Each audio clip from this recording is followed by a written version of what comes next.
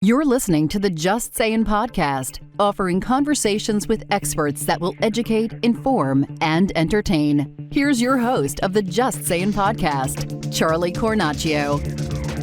Hi, everyone, and Happy New Year.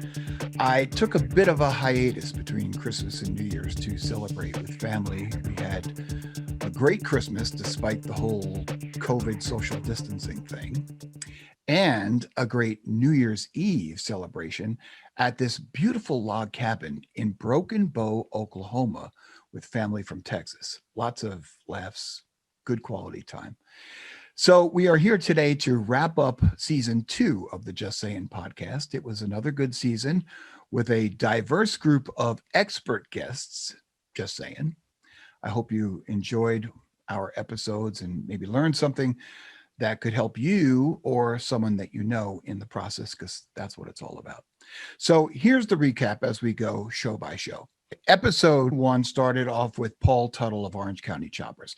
Now, I first met Senior when he was between Discovery and TLC, and I was pitching him on a concept show similar to The Apprentice, a show he actually participated in as a celebrity contestant. But the premise of the show was to select a bunch of car and bike shop workers who would undertake different tasks and challenges in mechanics and also in community outreach, and have Paul assess their accomplishments and then whittle down the contestants to a winner who would get a grand prize of money and an opportunity to build a bike with Paul Sr. and his crew. And that bike would then become the contestant's own bike. Have you seen the show? No? That's probably because the concept didn't go anywhere. But some TV executive is out there right now going, that could work. Anyway, the few meetings I had with Paul Sr. gave me an opportunity to get to know who he really is. And I get it. You need conflict. You need a foil for those reality shows to work.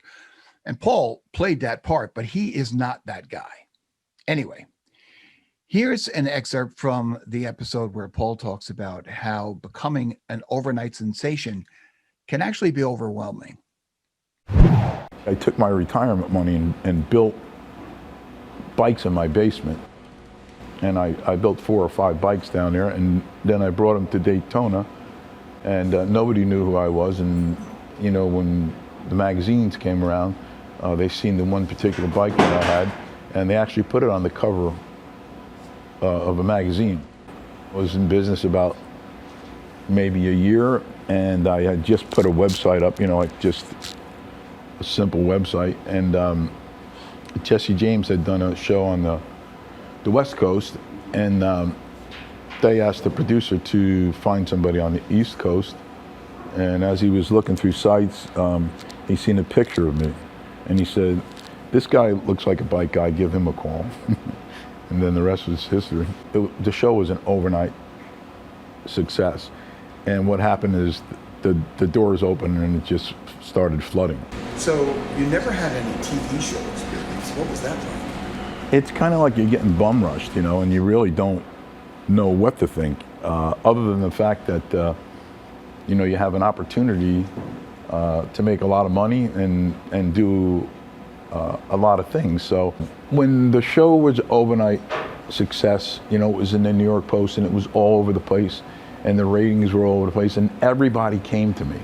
People wanted to do licensing deals, you know, so it automatically came. And you know, at one time we had 75 different licensees, from Christmas bulbs to doorknobs to, you know, car mats, but you know, anything that you saw had OCC on it. And then I think that, you know, you get to a point where it's so overwhelming, you really have a hard, you know, in the steel shop I can say, come on over here, take the welding test, and you pass, you fail, you fail. But, you know, I had to hire people, taking a risk, and, you know, fortunately, you know, I had some of the right people working for me, because I really wasn't able to do it all myself. Turns out that Paul and his crew are actually moving down to St. Petersburg, Florida, taking their operation from Newburgh, New York, down to Florida. So we'll see what comes of that. Anyway, episode 2 of the Just Sayin podcast was about parenting. A friend of mine, Brian Powers, and his associate, Darren McCarthy, have a podcast called Sound Foundations for Parenting. And I thought it would be really good to tap into their brain and their thought process about parenting during COVID and beyond. Darren brought great insight as a former teacher. Take a listen. We're always focused on the behavior. Kids crying, kids breaking something, kids screaming, whatever it might be. Even on the good side, he's sitting in his seat, he's eating well, whatever it might be. It's always focused on the behavior. Right. And if it's negative, it's typically there's a consequence, right? There's something we're going to do to kind of rectify the behavior. She talks about the antecedent. So what happened before that behavior happened? Right. I had a situation like a couple weeks ago. I was doing a Zoom meeting with a student, and the week before was a perfect meeting. Everything was awesome. He was all in. And then this week was difficult. He's kind of like, oh man, I don't want to do this. Arms up. Literally, he's like, man, I don't want to do this. And then we kind of worked through it. And ultimately, I was looking forward to, when I talked to mom after it was all said and done, was the antecedent. So what was the difference between last week and this week? And it came down to nutrition. He had gotten up really early that day. He basically had very little for breakfast. He had like a donut or something they grabbed to go. The antecedent in this case was nutrition, or lack thereof. It's like the first thing that I thought of back in March was like, okay, now what? Right? Like, well, how do I get, I'm not organized, man. It's like, and it's like, the reason I can go play volleyball with my kids, because I probably forgot what I was supposed to do. but the bottom line is like, I said, okay, how do we get everything we need to get in and get organized and get it all planned out so that I can be uber planned, so that everything can kind of fall into place like normally, right? You over plan so you can fall into a normal activity, right? So that correlates to whether you're a hybrid or whether they're going to school part-time or whatever they may be doing. You got to get your ducks in a row. Right.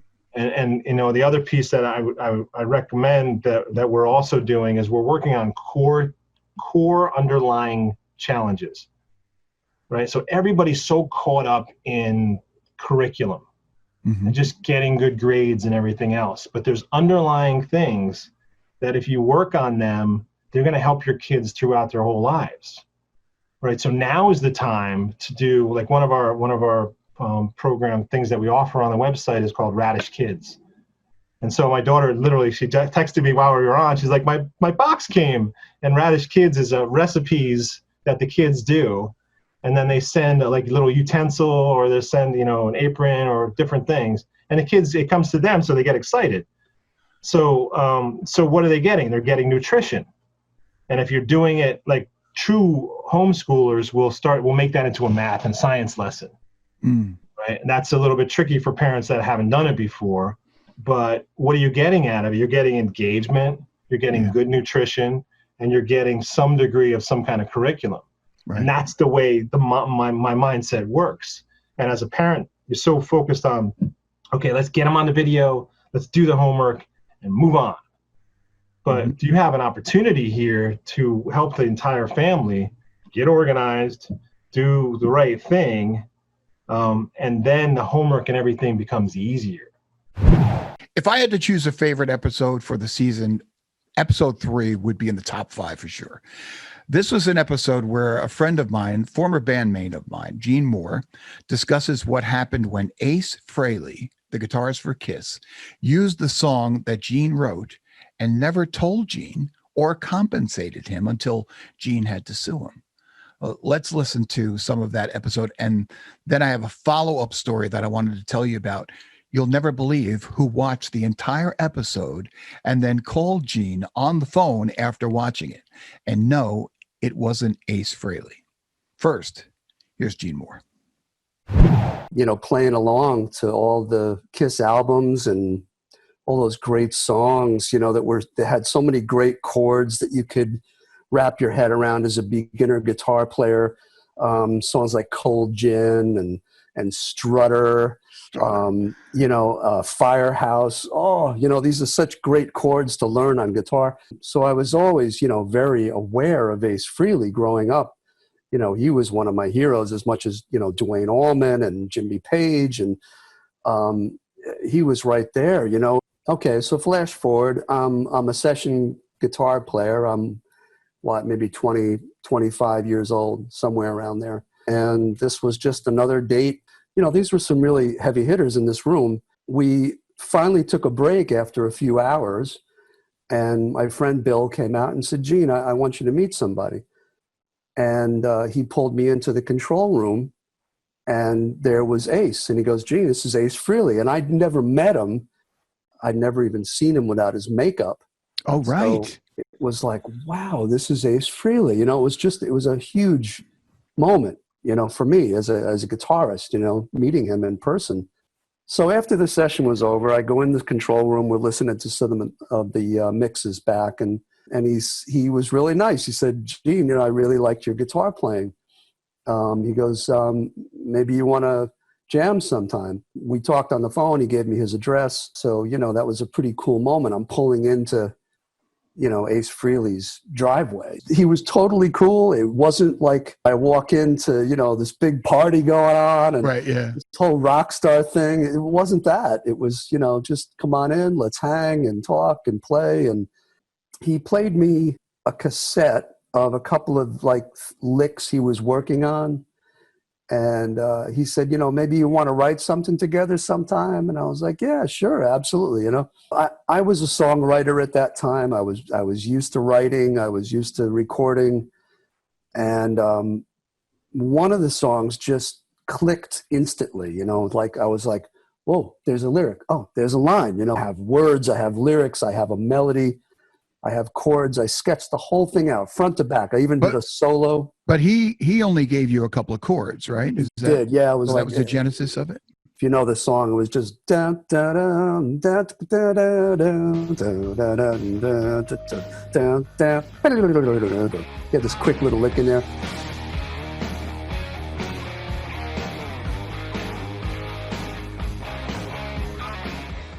He called it Quick Lick. I remember that was the name of the song on the tape. I just remembered that. Okay. Quick Lick. That was it. Called him up and said, okay, I think I got something. He goes, all right, come on back over. Let's see what you got. So I go back over, and he puts the cassette in his big stereo system in his living room and cranks it up. And I'm sweating bullets. I'm just like, oh my God, is this really happening? I didn't know what to make of his reaction, because he was like, yeah, it's pretty good. That's it. No emotion. No. Not great. He goes, yeah, it's okay. He goes, let's jam a little bit. And so we played a little bit more. And he was just a very nice cat. He was like, you want to shoot some pool?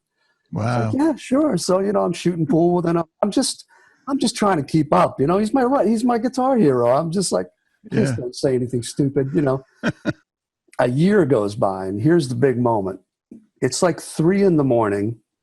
I'm living with Lisa, and we're asleep. 3 o'clock, lights are out, dark, and the phone rings. And it's never good when the phone rings at 3 a.m. So I pick up, and it's my friend Doug, and he's screaming in the phone, turn on MTV, turn on MTV. And I'm like, what? Turn on MTV? Why? And, my Lisa's hitting me like, tell him you'll talk to him tomorrow. What's the big deal? You guys and your music, Right, yeah, right. Some video's on. You got to see it. So I'm like, but Doug is flipping out. He's beside himself. So I'm like, all right. So I get out of bed, and I turn on MTV, and oh my God, there it is. There's the song. Insane. There's a video. There's the song. Like word for word, note for note. I was like, oh my God, is this happening? So I started to think, wow, you hear all these things about the music business. Here we go. Wow, I'm in it now. Right. So then a long time after that, I was at my in-laws' house, and the phone rang, and it was Ace. he called me at my in-laws' house. I don't know how he found the number. He said, hey, the record company really loves that song, and we're going to release it as the single, off this new CD that's coming out. And I'm like, oh my God, so Ace, what do I do? What's the move? And he goes, well, I'm playing at the Meadowlands tomorrow night. I'm warming up for Iron Maiden. He goes, why don't you come down and then we'll talk about it. You stay after the show, come backstage. I'll leave some passes for you. So, okay. So after the concert's over, I show my passes to to get backstage. We go backstage. Lisa and I are hanging out with Iron Maiden. I don't know who they are, but I'm just waiting for Ace. I'm waiting to, sign whatever contracts we need to sign or talk about what we need to talk about. Right. But he never shows. What? And so I asked one of the security guys, is Ace coming? And he goes, no, Ace is gone. I'm like, oh no. He goes, yeah, I think I'm thinking this out loud. I think him and his wife had split, and that night she came to the show, and I think they kind of reconciled, and he left with her. So this friend of mine had some ideas of how to get around some of the red tape and go right directly to the record company and get all we're trying to do is get an accounting of whatever money was due to me. If it was zero, it's zero. But, it would be nice to know, let's make this legit, Yeah. This song has showed up on 3, maybe even 4 records now, live DVDs, who knows what else, So can we just do something? Wouldn't you pay this kid something just to get him out of your life? And so what was the end result? Was the end result that you finally got your due, or? We got something, because I didn't pay for my lawyer, he gets it on commission, he takes the commission of whatever settlement we got. And it just felt crappy. The whole thing just felt crappy to have to do that to Ace. Yeah, right. And I still feel that way, even after all these years. I just wish we could talk about it. And so you did resolve it. You are or were getting royalty checks. Are you still getting any royalty checks? Yeah, I get $1.25 a quarter, I think, something like that. Wonder why I'm a website designer. $1.25 a quarter. Yeah, I open the statement. It's this big, thick packet of papers, and I have to open the whole thing, and it's such a waste. And I have to deposit $1.25. I feel like Jerry Seinfeld when he gets the super terrific happy hour checks.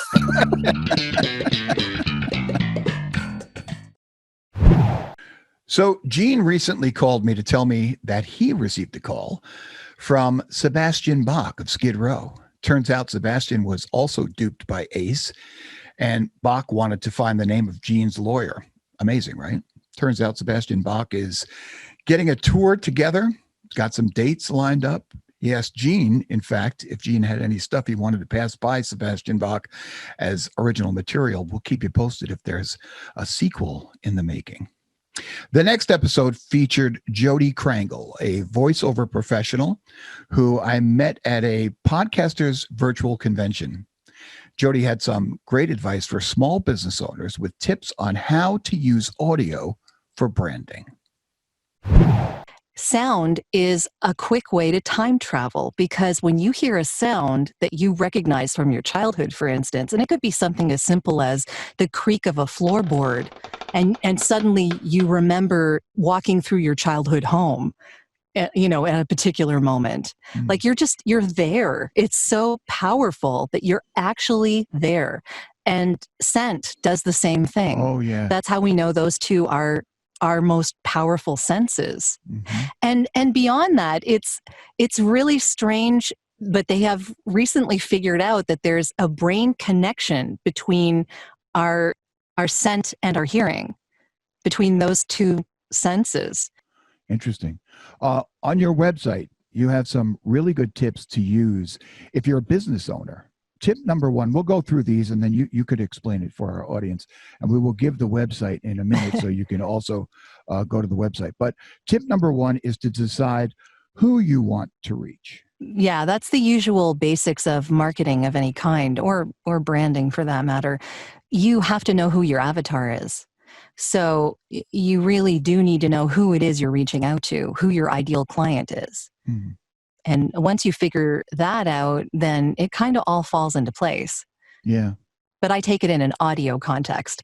Yeah, right. All right, number 2 is to find your why. Yeah. Why are you doing what you're doing? This is another context question in the idea of why someone would start a podcast. What do you want to get out there? What is your reason for doing what you're doing? It's not only to make money. I mean, that may be part of it. Ain't that true, sister? Yeah, that may be part of it. But if you're truly trying to reach people and get a message to them that you feel they need to know, right, then what is that message? And why is it important to you? Mm-hmm. Why should it be important to someone else? Yeah, right. Tip number 3, decide what media you want to focus on first. What do you mean by media? Yeah. Well, if it's a commercial or it's a corporate narration that sits on your website, or if it's an ad in streaming media or on a podcast, or if it's in social media in the form of a video, or if you want to do a live stream, there are so many different ways of reaching your potential audience. But when you decide how you're going to do that and where you're going to do it, then it depends. That's going to allow you to figure out what you need to sound like to do that. So do you need background music? Do you need good recording equipment for video or not for video? Do you need a sound-treated environment? Do you need sound effects? There's all sorts of different things that you would need audio-wise to make that work. And you need to think about that. Right. And it doesn't have to be you. It could be who you hire. Because branding and marketing are separate things. Who you are is your brand, but you're marketing to the people who want what your brand can deliver. Well, with everything going on in 2020, it was a challenge for most of us to find happiness. So I reached out to an author friend of mine, Carol Pesci, who writes about being happy, and found being happy is not only a conscientious decision, but there are also specific things that we can do to ensure that we experience happiness. I grew up always being a kind of a confident person. Even as a child, I was the youngest of 3, but always like the go-getter and the strong one. And I always viewed myself as a very happy and strong person. And went through the normal thing, the dating, got married, took my marriage very seriously. I wanted to be married one time, took my role as a wife very seriously, making him happy. I invested a lot in that role. And lo and behold, I walked up behind him one day and heard him telling somebody else that he loved her. And, you say something brings you to your knees. I literally ran away and fell to my knees and had to have friends lift me up on either side to carry me away. I was really, really devastated and scared and angry and pathetic. Please choose me stage. I was just, that's where I was. And I was asked why me? What did I do to deserve this? I was still for a while trying to work it out. So 2 things, Charlie, came to my mind very early on in the process. The first thing was what had happened to me was not going to define my future. Who I chose to be in relationship to it, how I chose to respond to it and see it, were going to dictate the future course of my life. And first and foremost, I chose not to hurt him back deliberately. All of my friends, well-meaning, they were like, what I would do? We've all been through that, right? It was like, oh boy, I would do this to get him back. And I'm like, nothing about, even though you could say it's deserved, nothing about that made me feel better. So number 1, I realized I didn't want to hurt him back.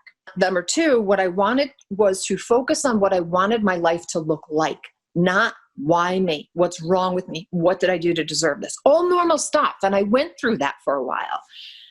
I started saying, and I could remember saying to people, and I would literally hold my hands out like this. I said, my whole world is in my hands right now. I get to create it as I want it. Where do I feel I settled? What do I want? What's going to make me happy? And I started asking, completely changing the questions that I asked myself, and I started getting all new answers. We have so much wisdom within us, Charlie. If we settle down, quiet down, and just start asking ourselves the right questions, we'll be amazed what we have within us. Happy Bitch was the first book, right? Came out in 2010? Yep. Okay. Yeah. So that discusses your journey and getting rid of the baggage that one might hold on to. What would you say would be the most important chapter of that book? Oh, probably the first one.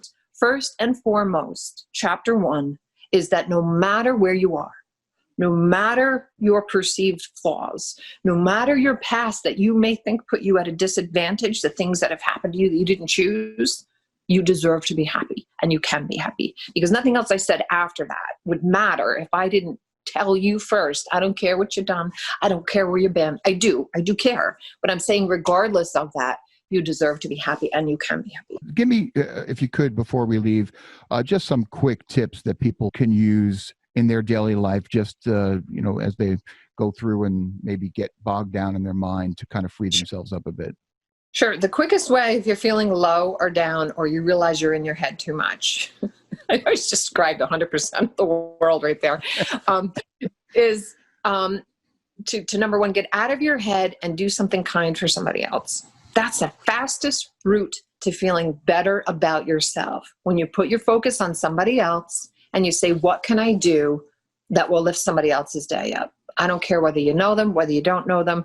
That could be through a text, somebody you haven't talked to in a while, or somebody you do talk to on a regular basis. Say, I just want you to know how much I appreciate having you in my life and everything you've done for me. Whether it's paying the toll for the person behind you. But we all have it within us, Charlie, and it doesn't cost a dime to be more compassionate and kind to other people. That's the fastest route to getting your energy and your sense of self and your confidence and feeling good in a better place. In episode 6 of season 2, I shared my story of how I became a TV sportscaster. It was an unconventional path, to say the least. No college degree, no dreams of being a sportscaster as a young child. Don't get me wrong, I love sports. I played them, I followed them, but I always really wanted to be a professional player. I never thought of being a professional sportscaster. So anyway, there I was, making the most of an opportunity when it presented itself. And in this episode, I provide 5 things that every person should consider when going for a new job or a new position. While I was the manager at this warehouse, I used to create safety and orientation videos for the staff using a video camera and a deck-to-deck editing method that I jury-rigged. It was crude but effective. And I really liked the production and editing aspect of that task. So when I got laid off, I started looking through the classifieds for the next job and came across a job posting in bold lettering for a videotape editor job. It just jumped off the page at me. And it turns out I got the job, but it was only part-time from 5 p.m. to 10 p.m. And the job was a commercial reel editor, which means back in the day, way before digital, we used to get a printout of the TV commercials from the ad sales department and had to assemble 30-second commercials onto a 3/4-inch tape cassette. And then those commercial blocks would play across the different channels of the cable network, including the local news program that the station was producing. So it wasn't a full-time gig, but I figured that you got to start somewhere. And I started that job in January of 1989. And in March of that same year, a coworker came into my editing booth with a job posting that she pulled off the bulletin board. And she handed it to me and said, "You should go for this." Turns out the news department was looking to hire its first ever sports anchor. So 3 months into this mundane job of editing commercials onto a reel in the back corner of a back room late at night, I had an opportunity to audition for a newly created nightly sports anchor position. Pretty cool, huh? Again, right place, right time. So I filled out my application, brought it into the program manager. So he scheduled my audition, which would consist of me sitting on the news desk in the studio and reading from a teleprompter. I had never read from a teleprompter before. And the program manager told me that the competition would be very stiff because all of the local newspaper, sports writers, and radio guys would be auditioning as well. In my case, that meant practice. But just how do you practice what you don't know? And how do I do it without access to a teleprompter? In my acting days, I used to pick up a trade paper called Backstage where all the theater, film, and TV auditions were listed. And I remembered seeing an ad towards the back of that trade paper where some woman was promoting her TV coaching business. So I picked up the latest edition of Backstage, which I hadn't looked at for years, and luckily she was still advertising her service. So I called the woman. Her class is focused on TV performance using a teleprompter. Perfect. And she taped each lesson so we could critique it afterwards. Also perfect. In the meantime, I started coming to work wearing a jacket and a tie. So from 8 to 4 p.m., I worked at a day job and then traveled an hour north to get to the 5 to 10 p.m. editing job. And it's rare that a nighttime editor comes in wearing a jacket and a tie, but I wanted them to see me looking the part of a TV anchor before I actually auditioned. When I would arrive for my night shift, the news crew was scurrying around the halls, getting ready to do their live broadcast at 5:30. And I made sure that I was hanging out by the copier during that time, looking over my sheet with my tie and my jacket. My audition day comes. Formal newscast is over. The anchors clear the set. They asked me to go up on the set, sit on the chair at the anchor desk. And it was a very different view than my training in the basement of that brownstone with a couple of hanging work lights. There was a whole grid of lighting above me, and way beyond the cameras, the 3 cameras that were pointing at me, there was all dark space. It was cavernous. So they load the script for the sports segment that the news anchor had just read in the live newscast, and they asked me to read it. So here we go. Camera operator Marty Gombotsky, who later taught me so many neat tricks for shooting video and editing my stories, pulls his head away from the back of the camera, and he raises his hand and he points to me as if, go. So it's on. I read through the prompted script.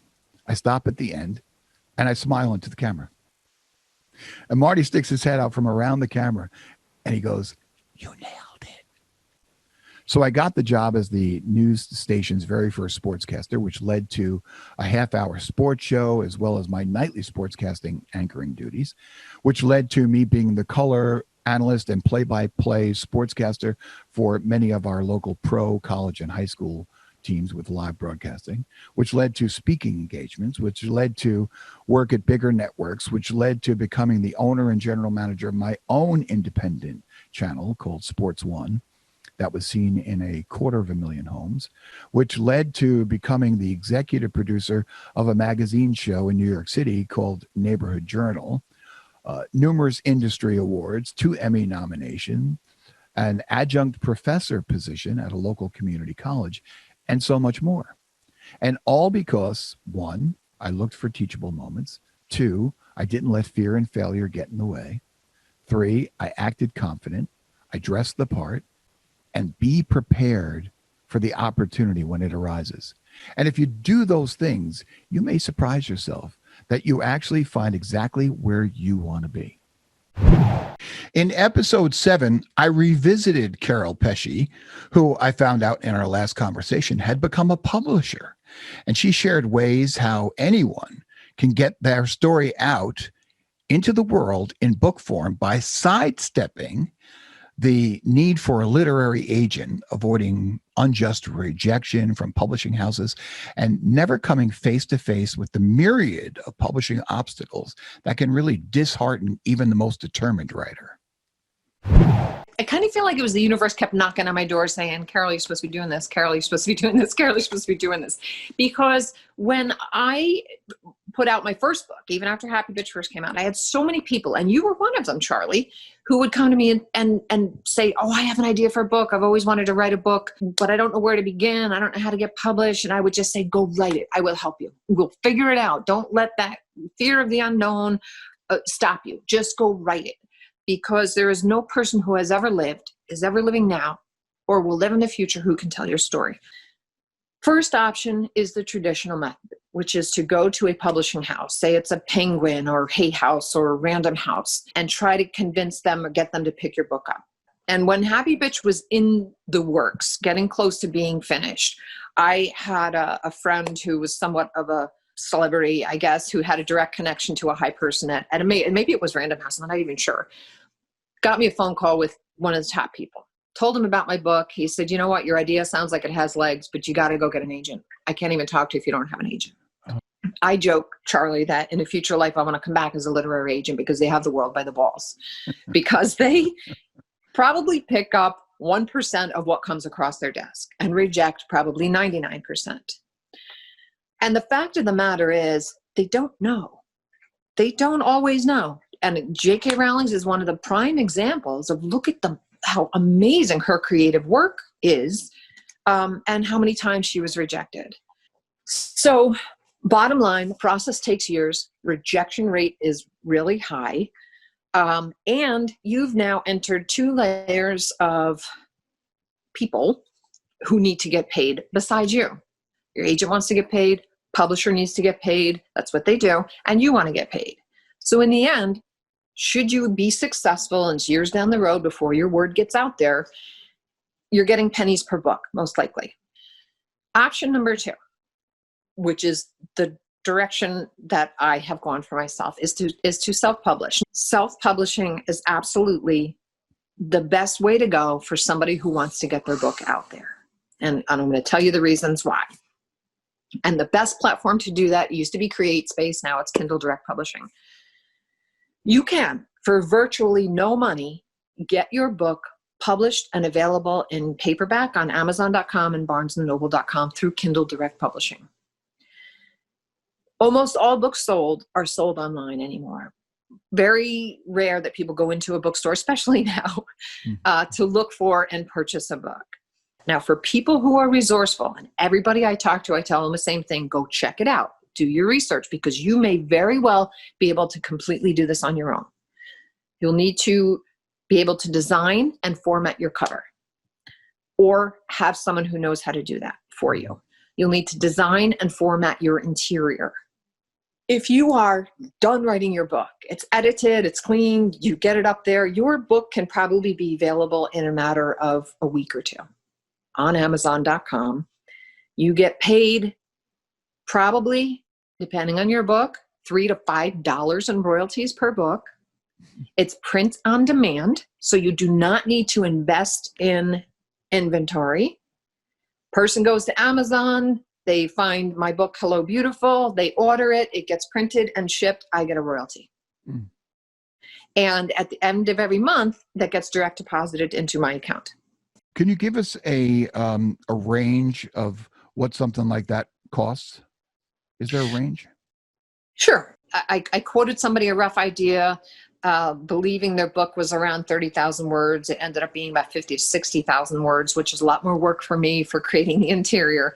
So it does depend on the number of words your book is. And certainly when I did the children's books that are 24 pages and a few words on each one, it's significantly less than a full-fledged 80,000 word memoir.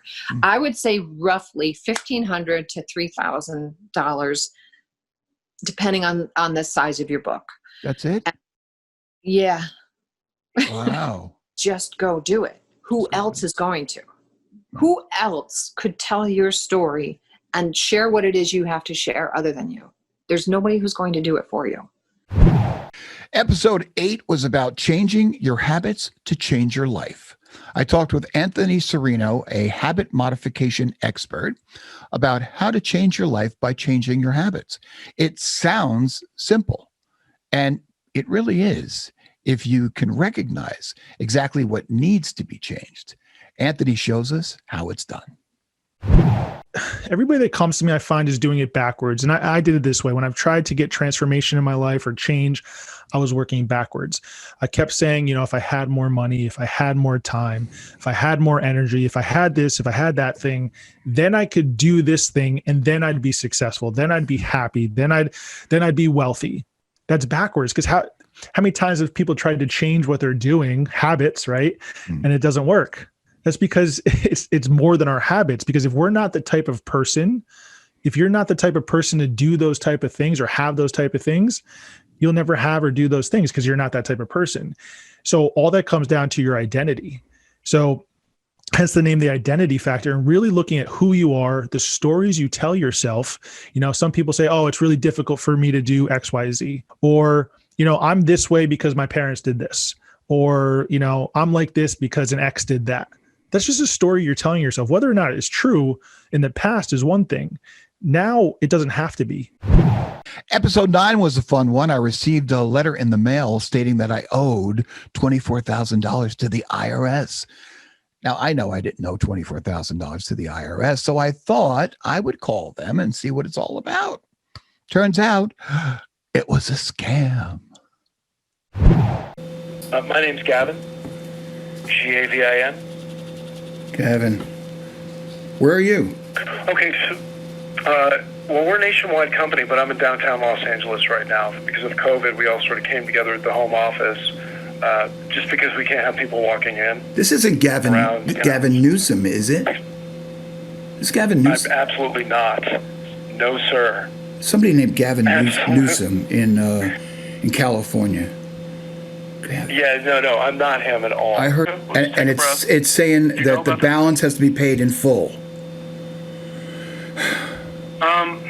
I would say take a breath on that one. You know, it's unlikely you'd be able to pay this in full, it sounds like. So, no. You know, just so you're aware, because of our bar certifications and what are called CAF numbers, we have a special practitioner line directly to the IRS.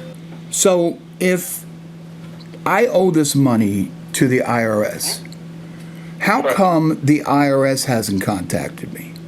How come I got something? Normally they would have. That's why it's confusing to me. Because I was told. You want to jump on the call with the IRS? What'd you say? You can find out. You want to jump on a call with the IRS? We can find out right now. Yeah. What they're claiming. The rules of dealing with the IRS, we're not there to negotiate. We're not there to admit anything. We're not there to tell them we're sorry or tell our side of the story. And we're definitely never there to argue with them. We're just there to listen to what they have to say. Whatever questions you have, just write them down. Okay? And then once we hang up, I'll just call you right back and we can go over that together. Okay, I can translate for you because we'll be talking IRS speak. Hello, my name is Miss Kelly. My ID number is 1,151,041. Can you briefly tell me the purpose of your call today? Yes, sir. My name is Gavin, a tax practitioner. I'm calling for a verbal disclosure with a client with 2848 on file. His name is Charles. He's on the line with us currently. Can you help us with a verbal disclosure, please? Yes, I can. Thank you, sir. So do you give me all consent to ask you these questions while your power attorney is on the phone with you? Charles? Hello? Hello? Gavin. Hi, Charles. Can you hear him? Gavin, I'm not supposed Can you hear me? I'm not supposed to talk, you said. You said I wasn't supposed to talk. Oh, no. No, you can answer him. He's going to ask you some questions and verify you're you. And Can I have the primary social security number, please? Wait, don't you have my social security number? This is the IRS. Yeah. Yeah. They'll check your address and probably your social, maybe your date of birth, okay? They'll have some questions for you about this. Yeah, so that they can verify that you're you. But wait, hold on. Wait. Hold it. Sir, I think I'm gonna speak with a client really quickly here. I think maybe he's a little nervous. Listen, Gavin. Sure. I was told by my kids that I should never give my social security number over the phone to anyone. Normally I would agree with you 100%. I mean, but this is literally a law enforcement agency that was pulling up your records, so they keep track of you with your social. Well, then they must. That's how they know who you are. Then they must have it. I mean, they don't even know who they're talking to yet. Right. They just know me and our company because of the bar certifications and the CAF number. So when you hear me plugging in numbers, those are numbers that you can only get if you're tax lawyers. I think maybe we're misunderstanding the goal here. The point of being on with the IRS is to find out exactly how much you do owe them right now and why. And has any of this expired? Why was this lien filed? Do we even know? So that's what that call was about. Not to write them a check for $24,000. That would be irresponsible for everybody, even if you had it sitting there in a bank account. Typically, somebody will say, can I have the last four numbers of your social? Because they already have my number. And then I give it to them. Hey, Charles, listen, I want to help you out here. I realize that's not going to happen. And to be honest with you, I've missed calls from a few of my clients who I really have been trying to find some time for. I'm going to let you call the IRS. Give me a call back, okay? I've got one calling in right now. I don't want to be rude, but I do want to take her call, okay?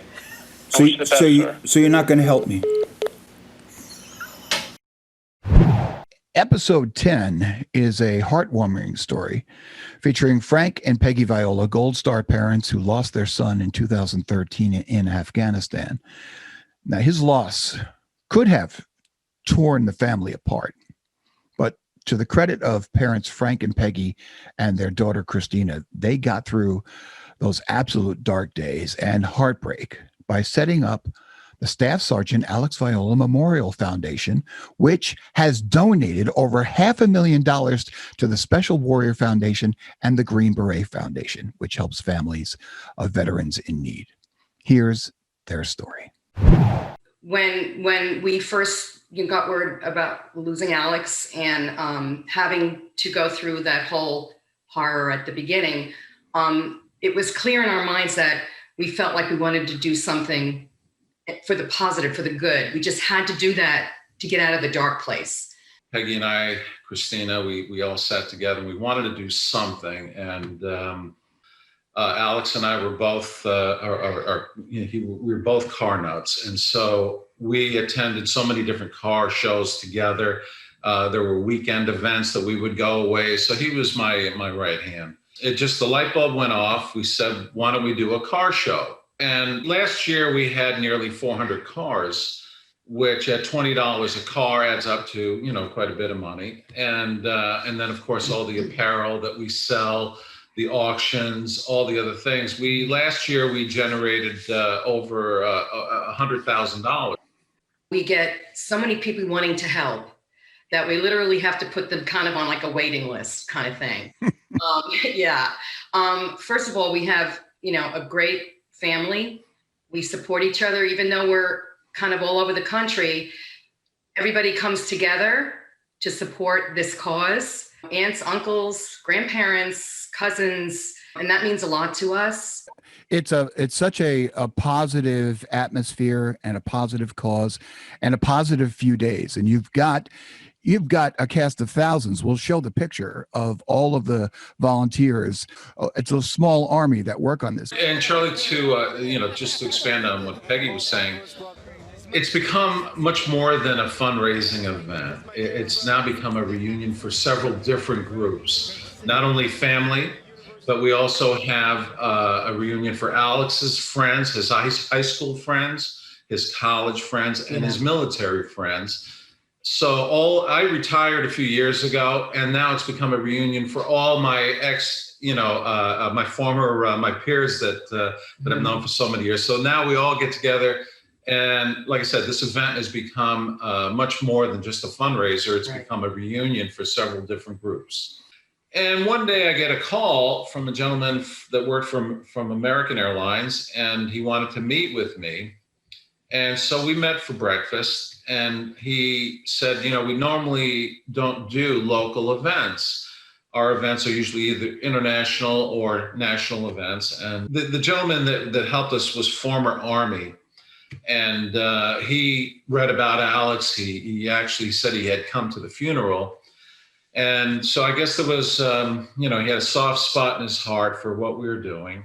And he convinced, his superiors at American that we want to do this event. And so American Airlines became a sponsor a few years ago, and the first thing they did was they pay for all the air travel for the soldiers coming in. Wow. One of the staples of our event is our judges. The judges are all Green Berets, most of which served with Alex in Afghanistan, and then others that just were friends with him. And that basically was the qualifications that they set forth themselves, that you have to have known Alex or served with him. And so American Airlines was gracious enough that they would fly the soldiers in every year. So having the car show for me is a time when people will talk about Alex. They'll say his name. We learned so much about Alex that we didn't know, like how he was with his friends and how he was with the military and people that we never knew he knew when they would come up and tell us stories. And it was of comfort to us. And then, you know, that really meant a lot to me. Plus the fact that we're able to, you know, donate in his memory and then actually kind of support other families going through the same thing that we're going, you know, through.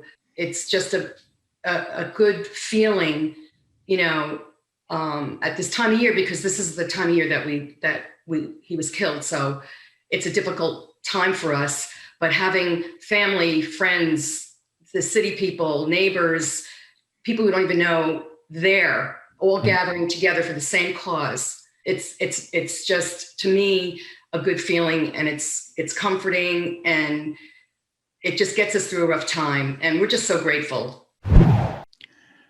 I had mentioned in that episode that Alex was my nephew. Peggy, Frank, Christina, and the family are such an inspiration to the rest of us. And they're doing great work. Here's the website in case you would like to check out what they're doing and help in any way that you can.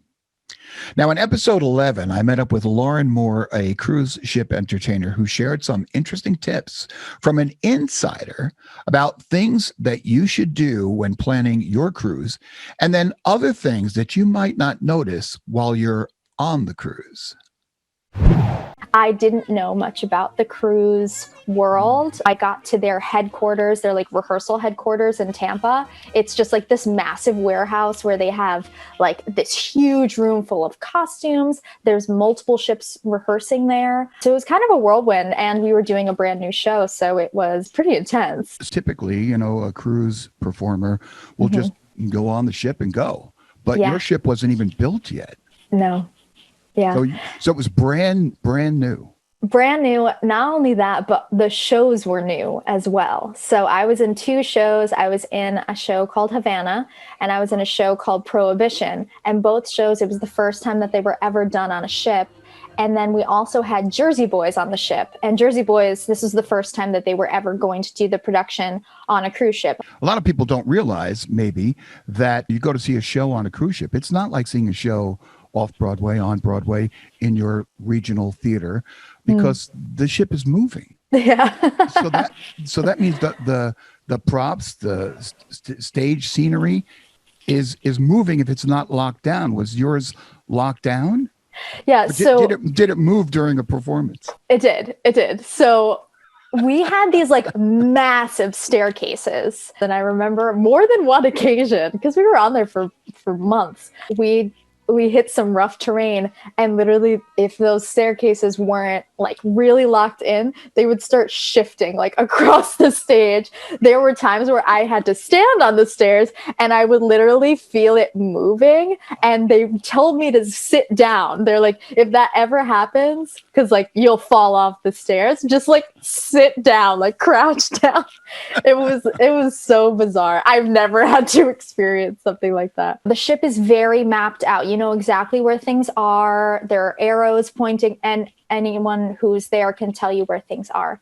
When you go underneath, it gets very confusing. So there's a path called I-95 where it's just underneath. It's the crew area. So it's just one long hallway underneath, which is where they store the luggage.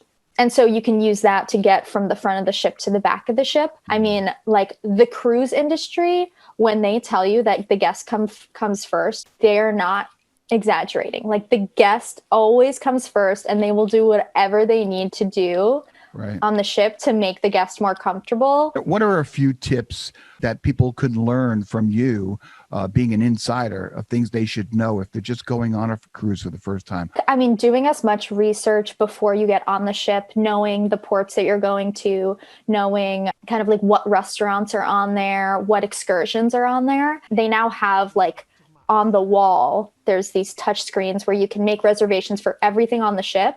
And I was like, you got to do that right away, because once you are settled into the cruise, you forget about it. And you think like, oh, I'll just like make a reservation the night before. On a cruise, there's so many people who want to do that you just, if you want to get your spot, like right away, making those reservations. And just also like, what do you want on your experience? Like, do you want to go to restaurants? Do you want to just spend the whole time in your room, like ordering room service? That's cool too. I think it's just kind of like preparing yourself for once you step on, setting your week, and then you won't have to worry about it anymore. Where is the best place on the ship to have your room? Yeah. So if you get seasick and motion sickness, your best bet is to be in the center of the ship. Mm-hmm. So find a room in the middle of the ship and higher up. That when, like, if you talk to an officer or anything, when there's like a big storm, they'll always tell you to go to like the pool deck.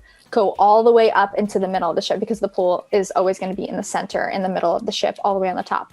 Okay. So that is because I was in the middle of the ship and I never had a problem with motion sickness, which was great. I never really felt the ship move. And the quality of the ship, like the food, the cabins, the common spaces, they're all just so clean and comfy.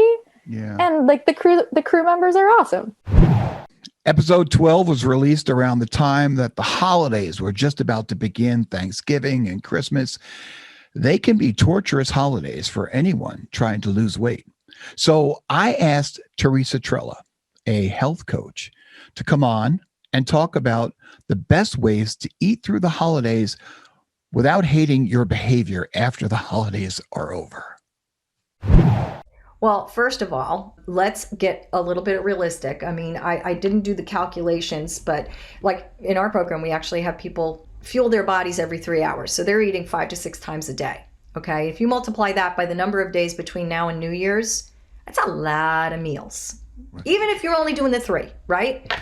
So are we going to completely blow and, caution to the wind for 3 days worth of, 3 dinners, maybe a few more with some parties or that. So first get perspective and understand that that's there. You can start to do easy things. Like I just said, what about having a little something to eat every 3 hours and try and make those things balanced between carb and protein. So that's helping to even out your blood sugar.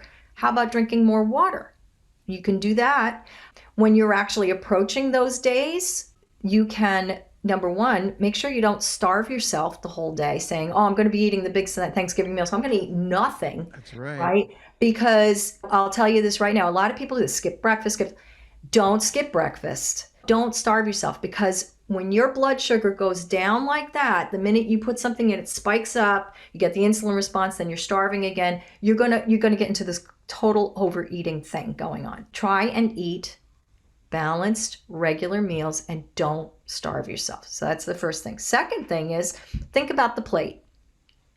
When you look at the plate, we always say, we advise like a 9-inch plate.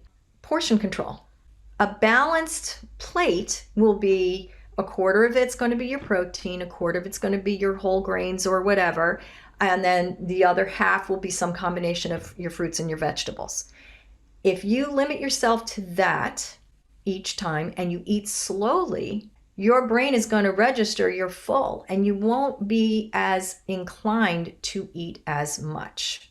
So that's the other thing. And if you're going to parties and things like that, have a healthy snack or something before you go so you're not going starving. Mm-hmm. And then when you're hanging out, don't hang out near the food table.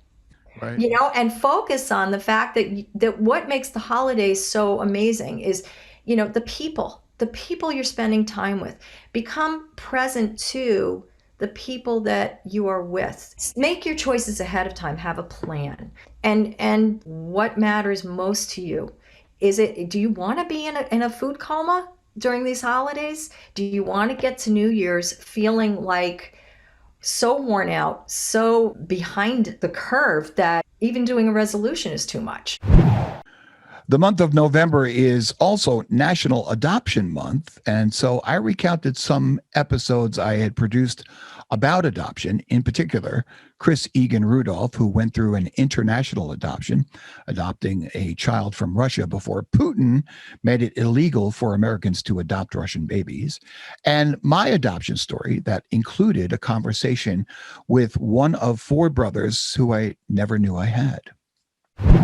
I showed the picture, and I'll show it again, of the 5 brothers together when we first met at your house, and I met the brothers. Coincidentally, everybody had a mustache at the time, which we looked like the Marx Brothers, right? But when you told them that this whole thing went down, what was their reaction, and how did you say it to them? Well, I pretty much, told them the background, and then that we had met, and that we at that time you had met Mom. Right. It varied. It's amazing. When I told Vinny, who's the youngest, he was on cloud 9 until this day. He was like, "Oh my God, I have a brother, and we're a family," because he's very into family. I told Robert, and he thought I was fooling. Then I told Louis, and Louis, who at that time did not have a very good relationship with my mother or the brothers at all. I mean, it was horrible, terrible. Later on in life, him and my mother became extremely close, which made her ecstatic. And, then he unfortunately passed from stomach cancer. So when I told him, he was like not even interested. And then we met in the garage. Yeah. And, there was a lot of questions. And Louis was just I always remember him as being, okay, well, I don't know if I want to continue with it. Well, and you're going to get that, I think, in an adoption. Not everybody's going to say, hey, great, this is the best news I've ever heard, and we're going to be together and all that.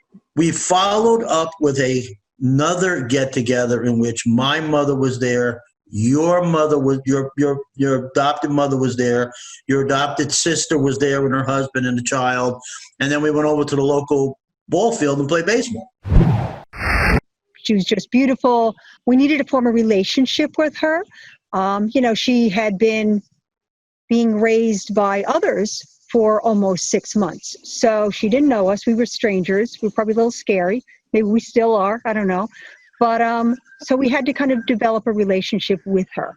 One of the things that we did with her before we were able to take her home, which is might be interesting, is that we ended up hiring what turned out to be a nurse who would visit her, I think it was 2 or 3 times a week, an hour each time, to spend time with her so that she could attach to a person. Mm-hmm. Because one of the things that can be concerning, particularly for international adoptions, where there are multiple caregivers, is, attachment, because you're sometimes bringing a baby home, could be a toddler home, it could, be an older child home. So that's one of the things we did for her that seemed to work out, and they ended up doing that for other children through this particular agency. So just something to think about in case anybody's going international, or just something to consider. Let's talk about Eliza and give us how she's doing and how her life has been. She's doing great. She really is. She's, a typical, I guess, she's a 20-year-old now. She's in college. She's doing well. Went through all the typical milestones. There are times when she can be difficult, and times when she's like an angel. This is teenager. Yeah, I was going to say, she's 20, but, I think she's still in that older adolescent period. But she's been doing really great, and she's just been a joy to have in our lives. So we've been very lucky. Yeah.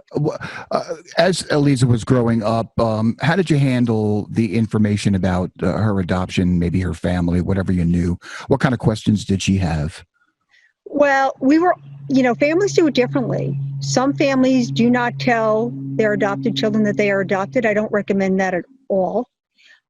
We talked about it for as long as Eliza was with us.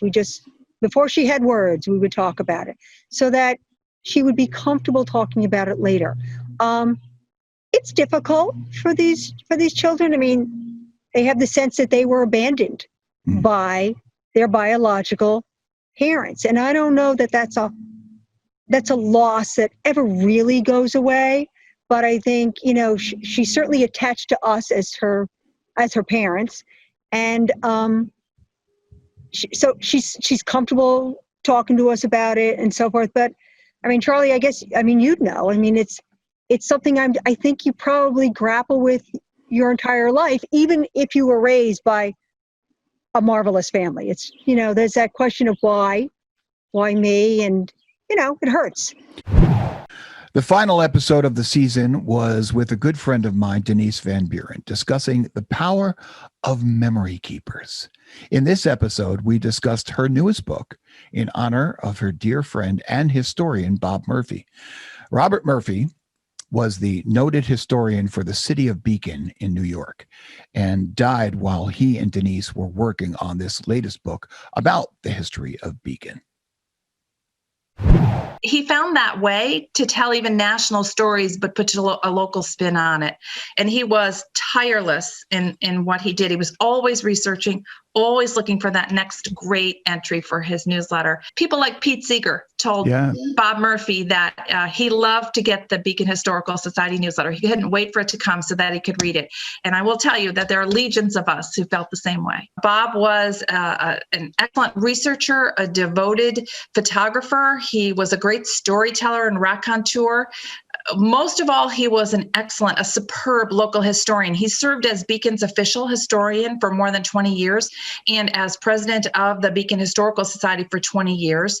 Unfortunately, we lost Bob in July, as you mentioned. He had been putting up a valiant fight against prostate cancer, and regrettably this summer, very unexpectedly, it moved to some other locations, and we lost him far too soon.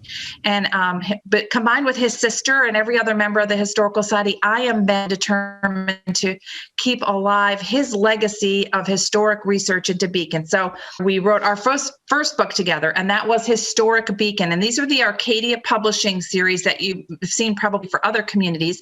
And this was very well received. Arcadia told us it was one of their best-selling titles that they'd ever had. And it really is a good foundational course in Beacon's history. So about 5 years later, Arcadia approached us about putting together another book. And so we put together Beacon Revisited. And this time we had an opportunity to, again, tell these stories that are largely lost. You started the program by talking about memory keepers. And I've titled our third book that I wrote with Bob, honestly, because it's Bob's works, as Beacon's memory keeper and storyteller, Robert Gene Moore.